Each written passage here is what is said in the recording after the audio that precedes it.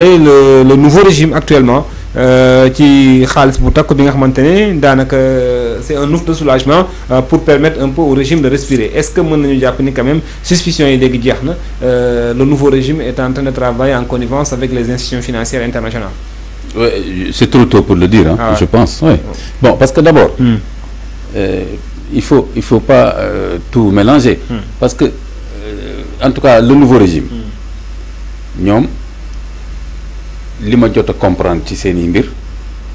FMI lañ gën a am problème que Banque mondiale. ils n'ont pas eu de problème avec Banque mondiale d'ailleurs. Voilà bon dégg nga moo ko bokk en tout cas. voilà amuñu problème Banque mondiale donc lii nii. du lu bees ah du guléet du mbetteel kon lii nii. mais est-ce que aussi bu fekkente ne FMI mer na la di nga am accès parfois aussi Banque mondiale dina am confiance pour lebal la yenn ci somme yi xam nga y a aussi une chaîne bi nga xamante ne. waaw mais lii mooy wane ni kon Banque mondiale FMI terew ko mu jox la xaalis. parce que du ñu ngi nii jox leen xaalis dafa nekk ni Banque mondiale FMI nee na leen c'est même pas à l'ordre du jour man sama décaissement ak yéen kon am na différence. Banque mondiale ak FMI bokkuñu. ni ñuy fonctionner ak mën na am fu ñuy laalante ak yu mel noonu d'accord mais bokkuñu ay ni ñuy fonctionner ak état yi ni ñu nekkee client ci Banque mondiale ak ni ñu nekkee client FMI bokkul ay procédure la preuve mooy su fekkoon loolu la kon ku am problème ak FMI di nga am problème ak Banque mondiale te Banque mondiale ni jox leen xaalis bu takku. donc mais de toute façon même ñoom mosuñu wax am nañ problème ak Banque mondiale te mosu def déclaration ne Sénégal am nañ problème. bu yàggu rek sax tam defal nañ leen beneen décaissement ci affaire routier bi. affaire transport yi xaw ma. pour wutaat ay voiture xaw ma lan pour transport. donc maintenant par contre seen problème ak Banque mondiale c'est pas à ce niveau là seen problème ak Banque mondiale deux niveaux la benn niveau bi mooy seen discours populiste. bi nga xam ni bi ñu nekkee ci opposition bi dañ doon boole Banque mondiale ak FMI voilà les institutions de Bretton Woods nangam ñoo fi tardel Afrique nangam mënuñu développer Afrique ne institutions yooyu mosuñu wax dañuy développer sa dëkk mosuñu wax kenn ñun ñoo lay développer benn ñaar mosuñu wax kenn woo ma par force yow yaay dem ba tëlee am problème woo leen mais ñoom dans le discours populiste woy Banque mondiale FMI et cetera par contre léegi je trouve que ñu ngi génn ci posture boobu populiste boobu au contraire fi mu nekk nii ñu ngi wuta un partenariat ak ces deux institutions là kon na ko nit ñi xamee noonu xam ne kon nekk ci opposition bi di wax lu la neex sa affaire la boo ñëwee face au pouvoir nga war a gouverner un pays alors soxla ay ressources di nga wax lu leer naññ ba pare teg yëf yi ci nu mën a demee su fekkee ni ñoom ñii faale wuñu FMI ak Banque mondiale mais nañ wut su ressource feneen su fekkee ne nag si ñoom nga ko mën a amee kon tamit nga jox leen seen wàccuwaay naxante ak ñoom seet nooy defee partenariat. léegi est-ce que dañoo war a tenir de rigueur les propos d'un opposant bi nga xamante ne jotagul pouvoir bi. waaw dañ ko war a tenir rigueur kay parce que suñ ko tenir rigueur ça veut dire que c'est on ouvre un boulevard au populisme mooy parce que yow jotagoo pouvoir rek la neex wax. waaye damay dégg ay nit di ko wax damay dégg ni noonu non mais xam nga loolu politique rek la woon ma ne bon kon politique mooy wax lu la neex c'est-à-dire nit ki na wax lu ko neex après bu ñëwee au pouvoir am ay problème ñu ne non bu ñu ko jàppee la mu doon wax daf doon politique rek ma ne bon loolu mooy politique man ma foogoo ñu ne justement politique mooy ko xam ne dëkk dafa complexe xam ne am na des institutions internationales xam dégg nga nooy waxee ak ñoom et cetera xam ne say limite ne am na loo xam ni tant que jotuma dossier yi ba xam ne nii la demee mënaguma ci wax lii laay def mais am naa une vision loolu mooy politique mais ça veut pas dire que ni da ngay nekk ci opposition bi nga wax lu la neex après nga ñëw devant la gouvernance nga war a gouverner léegi nga commencé wax ne bon yi ma doon wax yooyu yëpp dama doon politique rek bu dee loolu de kon politique léegi. amuloon homme politique yi doon wax que ni. perdre na son sens. les promesses n'engagent parce que politique mooy am vision wane tes compétences dans les dossiers de ton pays secteur par secteur am ci vision mën a identifier les limites du pouvoir qui est en place puisque yow pouvoir boobu nga bëgg a jël kon bu fekkee loolu lu la neex nga wax mais politique kon amatul sens amatul éthique c'est-à-dire n'importe qui mën na taxaw fii wax n'importe quoi wax na sax dinaa defar benn fleuve diggante asamaan si ak suuf si après bu ñëwee ni mënuma ko ñu ne non politique rek la woon garaawul est-ce que loolu mën na demee noonu. alors sur la même question aussi endettement au Sénégal bi je pense que les gens n'en parlent pas mais quand même est-ce que ki imaam jotul aussi ñuy def ci taxaw seetlu parce que à part bii bi nga xamante ne c'est un peu conséquent 115 millions d'euros je pense dañ doon leb ay 60 dañ doon yëkkati des levées de fonds ci marché UEMOA bi 77 milliards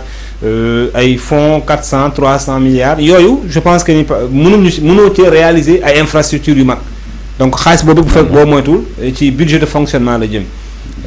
est-ce que aussi di lebee noonu tamit gisaguñu dara wala boog benn projet bi nga xamante ne xëy na yaa ngi ko yaakaaree ci bor bi ngay leb annoncé nga ko ndax loolu bu demee ba si yàgg lu xot aussi réew mi ci bien sûr non mais dama doon bëgg a eggali ci banque mondiale loolu mu joxe. beneen jàngat bi ma ci doon indi mooy que banque mondiale dafa lebal Sénégal pour mu mën a soutenir detam kon leb la pour dimbali la ci bor bi fi nekk loolu la. c'est exactement ça. voilà donc. j'avais compris que leb baaxul. ci ñoom leb pour fay bor la. voilà. mais sauf que du ñoom bor bi du ñoom fekkuñ fii lañ ko fekk. état continuité la léegi bu fekkee ni mënoo yor état bu ko laaj vraiment doo laaj état ba pare ñëw naan non mais état bi na nga ko fekkee naan mais état moo mel noonu c'est-à-dire que bi ngay laaj état war nga xool dossier yi ba xam ne fi mu nekk nii par exemple le régime sortant nangam la leb mu neex la mu naqari la di nga ko fi fekk nangam bu fekkee ni da ngaa jàpp ne yow loolu doo ko mën a lijjanti bul laaj nguur gi. yow laaj nguur bu la jarale sax ay nit faatu ci boo ñëwee nag léegi bul wax nit ñi naan non mais nag nekkete affaire bi dette bi dafa diis loolu war nga ko xam réew du ay caaxaan Ibrahima doo ay caaxaan moo tax je voudrais qu'on dégage tous les comédiens là qui retardent nos pays là yor seen làmmiñ rek te xamuñu dëgg-dëgg politique joxuñ ko àqam respecté wuñu seen askan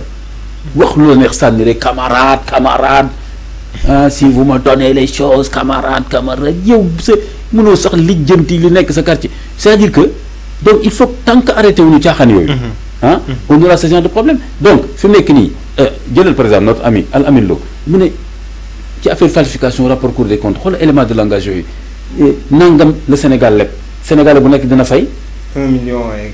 et quelques mais c'est normal lu ñu leb au nom de la nation sénégalaise la soo ko répartiré noonu loolu la ñu war a fay c'est normal